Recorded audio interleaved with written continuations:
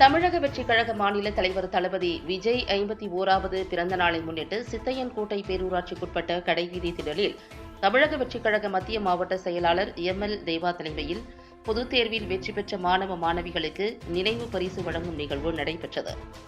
திண்டுக்கல் மாவட்டம் ஆத்தூர் வட்டம் சித்தையன்கோட்டை பேரூராட்சிக்குட்பட்ட கடைவீதி திடலில் தமிழக வெற்றிக் கழக மத்திய மாவட்ட செயலாளர் எம்.எல். தேவா தலைமையிலும் ஆத்தூர் மேற்கு ஒன்றிய செயலாளர் முருகானந்தம் முன்னிலையில் 10ஆம் வகுப்பு மற்றும் 12ஆம் வகுப்பு பொதுத் தேர்வில் அதிக மதிப்பெண் பெற்று வெற்றி பெற்ற திண்டுக்கல் மாவட்டத்தைச் சுற்றியுள்ள பள்ளிகளில் பயின்ற மாணவ மாணவியர்களுக்கு பொன்னாடை போர்த்தி நினைவு கேடயம் மற்றும் பாராட்டு சான்றிதழ் வழங்கி கௌரவிக்கப்பட்டது.